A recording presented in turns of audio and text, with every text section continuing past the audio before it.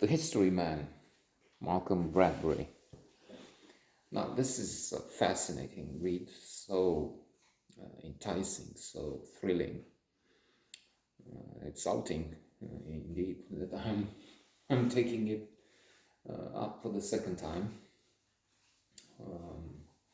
I've read it once, some 12 years ago, maybe. If not, if it's just two, it feels like 12 because although I have a shadow of a doubt here and there and say, okay, I think I remember some of this, and then the whole kerfuffle, the carnival of events, of happening, of sex, of polemic, of amusing situations, and so on. Then I still don't know. I forgot the book, so to say. Otherwise, which is more frequently happening. Not because I'm reaching the grand old age of 35, but sometimes it feels to me it's because there are some, what, 800, maybe more books read over the last couple of decades, and that's more than this organ here can take. Oh, it can, and it will, because I've decided that it's still this organ, maybe. But then to make room, because there's not enough, we haven't yet reached that epoch of not well, singularity is when computers, the AI, will know much more than, or at least more than humankind altogether. But then humans at the same time supposedly will use the advances and put chips things inside or nearby, like we now have these phones, so that there will be instant access, like now with the Google, to so much more knowledge. And then inshallah these books will not would not be read a second time. It won't be necessary because they will be there, vivid, fresh, just like they have been read yesterday.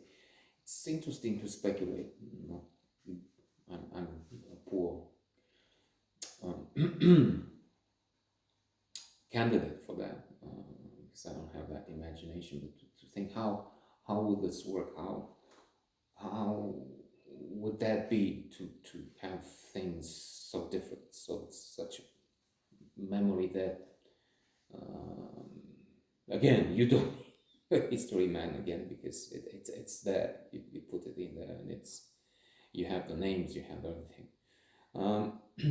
So anyway, it's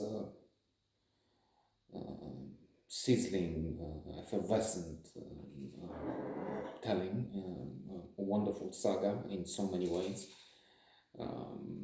with complex characters. Indeed, Howard Kirk is the history man, and on the one hand, so exuberant, so vivid, so compelling, challenging. There's so much about him to follow, to admire, and yet at the same time, he is an anti-hero, with the challenges of this day and age, Me Too, woke, canceling, and so on. More and more, I'm thinking how one book or another would shape in this moment. If one or the other would be tolerable, how one and another figure would be changed, mutilated, eliminated, to have access to print for the public, because of course today it's intolerable to audiences to have sexist, racist, and other types of personages. Albeit, there's also this thing, and now I was also thinking, we need the good and the bad in both in art, and because there is good and bad, and we need to learn from the text what not to do. We need role models, just as we need to see figures depicted in a clear light, so that we know this must not be. This has to be reviled. Although, how will this work in the future? I keep looking and finding a lot unacceptable, and yet this is the trend from Trump to Bolsonaro and Lula. Brazil is an example where you have the monster Bolsonaro. Apparently he lost. Oh, good, wonderful, you would say. But then you have that other fucking idiot, corrupt, out of jail only on technicality, and in the campaign. So that's, I don't know, weeks ago. It doesn't matter. Recently, I mean, like now, with this campaign, with this election finished 2-3 days ago. He says, well, Zelensky is just as much to blame for the war in Ukraine. And we will see him embracing Putin. So again, that's what leaders are like. I mean, Britain, you have Truss, a disaster, and she doesn't even say she was wrong. Boris Johnson, yes, charming. The history man, in a way like the history man, I need to come back to it. And now Rishi Sunak, okay, a minority, good, wonderful, but a phony. $800 million, fine, that's good. I need to be rich, allegedly. It's more complicated. Let's not get into that.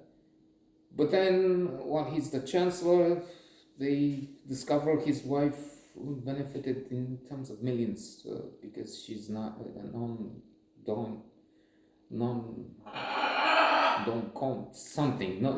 non-domiciled resident, and there's a tax benefit from a loop from. So it's not good. Coming back to the history, man. So we have so much about this character who is so intense to like, and so much to reject, to despise.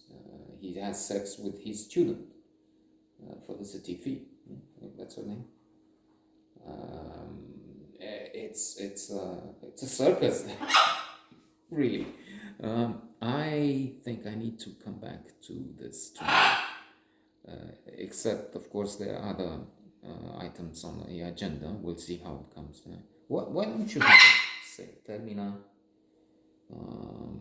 by disliking. I mean, I hope we're through that, but we had some more dislikes on subjects we took on our channel.